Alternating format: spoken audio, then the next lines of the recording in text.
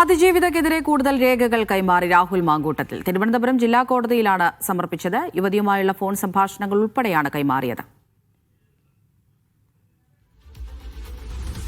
Sijo V John വിവരങ്ങൾ നൽകും. സിജോ, 2 ദിവസം മുമ്പ് ഡിജിറ്റൽ തെളിവുകൾ ഉൾപ്പെടെ രാഹുൽ മുദ്രവെച്ച കവറിൽ കൈമാറിയിരുന്നു.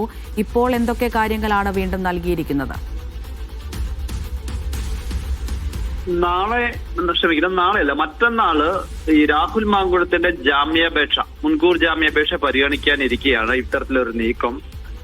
നേരത്തെ സൂചിപ്പിച്ച പോലെ തന്നെ 2ാം തവണയാണ് ഇങ്ങനെ മുദ്രവെച്ച കവറിൽ കോടതി തെളിവുകൾ സമർപ്പിക്കുന്നത്. ഇന്ന് കൊടുത്തിരിക്കുന്ന രേഖകളിൽ, അതോടൊപ്പം തന്നെ മുദ്രവെച്ച കവറുകളിൽ ഇതുമായി ബന്ധപ്പെട്ട ചില ചിത്രങ്ങൾ, അതോടൊപ്പം തന്നെ രാഹുലും ഈ പരാതിക്കാരിയായ യുവതിയും തമ്മിലുള്ള ഫോൺ സംഭാഷണം, അത്തരം വിവരങ്ങളാണ് ഉള്ളതെന്നാണ് അറിയുന്നത്.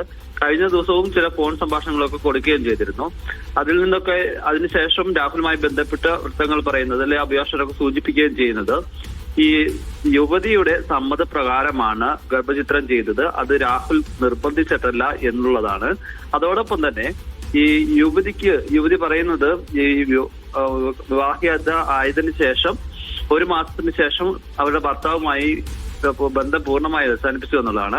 അതിനുശേഷവും ഇവർ തമ്മിൽ ബന്ധമുണ്ടായിരുന്നു എന്ന് തെളിയിക്കുന്ന വിവരങ്ങൾ കൂടിയുണ്ട്. അത്തരം തെളിവുകൾ ഉൾപ്പെടെയാണ്, അതിനെ സപ്പോർട്ട് ചെയ്യുന്ന കൂടുതൽ വിവരങ്ങൾ കൂടിയാണ് ഇന്നത്തെ തെളിവുകളും ഇന്നത്തെ വിവരങ്ങളായി കൊടുത്തിരിക്കുന്നത് എന്നുള്ളതാണ് മനസ്സിലാക്കാൻ സാധിക്കുന്നത്.